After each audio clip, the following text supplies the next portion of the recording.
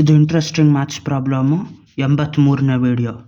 ಈ 83ನೇ ವೀಡಿಯೋದಲ್ಲೇನು ಇಲ್ಲಿ ಒಬ್ಬ ಇದು ಟಾಯ್ ಕಾರ್ಗಳು ಆಟ ಸಾಮಾನು ಕಾರ್ಗಳನ್ನ ಮ್ಯಾನುಫ್ಯಾಕ್ಚರ್ ಮಾಡ್ತಾ ಇರ್ತಾನೆ ಕಂಪ್ನೀಲಿ. ಈ ಆಟ ಸಾಮಾನು ಕಾರ್ಗಳು ಎಷ್ಟು ಮಾಡ್ತಾನೆ ಅವ್ನು ಟೋಟಲಾಗಿ ಅವನು ಇದು 1200 ಆಟ ಸಾಮಾನು ಕಾರ್ಗಳು ಮಾಡ್ತಾನೆ. ಅಷ್ಟಕ್ಕೆ 90,000 ರೂಪಾಯಿ ಖರ್ಚಾಯ್ತದೆ ಅವ್ನು ಮಾಡೋಕ್ಕೆ, 1200 ಕಾರ್ಗಳು ಮಾಡೋಕ್ಕೆ. ಇವಾಗ ಅದರಲ್ಲಿ 200 ಕಾರ್ನ ಗಿಫ್ಟ್ ಆಗಿ ಕೊಟ್ಬಿಡ್ತಾನೆ ದಾನದ ಥರ ಯಾರಿಗಾದ್ರೂ ಚಿಕ್ಕವ್ರಿಗೆ. ಆಮೇಲೆ ಇನ್ನು ಮಿಕ್ಕಿದೆಷ್ಟು ಕಾರ್ ಇರ್ತದೋ ಅದನ್ನು 120 ರೂಪಾಯಿ ಪ್ರೈಸ್ ಇಟ್ಟಿರ್ತಾನೆ, ಅದನ್ನು 10% ಡಿಸ್ಕೌಂಟಲ್ಲಿ ಮಾರ್ತಾನೆ. ಅದ್ರ ಜೊತೆಗೆ 8 ಕಾರ್ ತಗೊಂಡ್ರೆ 2 ಕಾರ್ ಫ್ರೀ ಥರ ಕೊಟ್ಬಿಡ್ತಾನೆ ಒಟ್ಟಿಗೆ. ಹಂಗೆ ಮಾರೋದು ಅಂದರೆ ಡಿಸ್ಟ್ರಿಬ್ಯೂಟರ್ಗೆ ಈ ರೇಟಲ್ಲಿ ಕೊಟ್ಬಿಡ್ತಾನೆ ಅವನು. ಅಲ್ಲಿಗೆ ಅವನು ಲಾಭ ಮಾಡೋದನ್ನೋ ಲಾಸ್ ಮಾಡೋದನ್ನೋ ಅಂತ ಕಂಡುಹಿಡಿಬೇಕು. 1200 ಕಾರಲ್ಲಿ 200 ಕಾರು ಗಿಫ್ಟ್ ಅಂತ ಕೊಟ್ಬಿಡ್ತಾನೆ ಚಿಕ್ಕವ್ರಿಗೆ ದಾನ ಅಂತ. ಅವಾಗ ಎಷ್ಟು ಉಳಿತದೆ ಅವನಿಗೆ? 1000 ಕಾರ್ಗಳು ಉಳಿತದೆ.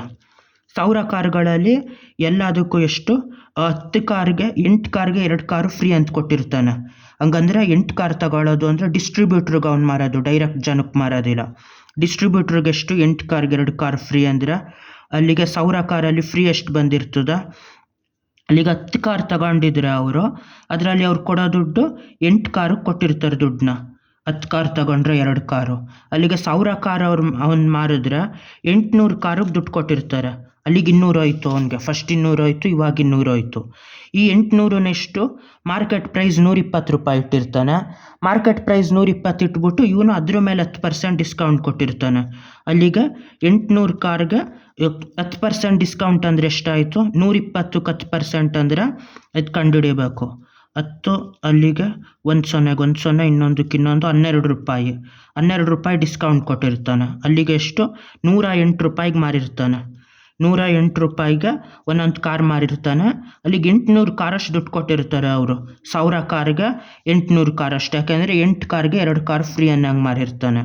ಇವಾಗ ಎಷ್ಟಾಯಿತು ಅವನಿಗೆ ಬರೋ ದುಡ್ಡು ಟೋಟಲಾಗಿ? 108 ಎಂಟ್ಲಿ ಅಂತ ಕಂಡುಹಿಡಿಯಬೇಕು. 108 ಎಂಟ್ಲಿ ಅಂದರೆ ಎಷ್ಟಾಯ್ತದೆ ಇವಾಗ? 100 ಎಂಟ್ಲಿ 800, 8 ಎಂಟ್ಲಿ 64, 864, ಇದು 2 ಸೊನ್ನೆಗಳು. 86,400 ರೂಪಾಯಿ ಆಯ್ತದೆ. ಅವ್ನ ಕೈಗೆ ಸಿಗೋ ದುಡ್ಡು 86,400 ರೂಪಾಯಿ. ಅವ್ನು ಖರ್ಚು ಮಾಡೋದು 90,000 ರೂಪಾಯಿ. ಅಲ್ಲಿಗೆ ಎಷ್ಟು ದುಡ್ಡು ಲಾಸ್ ಆಯಿತು ಅವನಿಗೆ? 3,600 ರೂಪಾಯಿ ಲಾಸ್ ಆಯ್ತದೆ. 3,600 ರೂಪಾಯಿ ಅವ್ನು ಲಾಸ್ ಮಾಡ್ಕೊಂಡಿರ್ತಾನೆ. ಲಾಸ್ ಪರ್ಸೆಂಟೇಜ್ ಕಂಡುಹಿಡಿಬೇಕು ಇವಾಗ. ಲಾಸ್ ಪರ್ಸೆಂಟೇಜ್ ಅಂದರೆ ಎಷ್ಟು?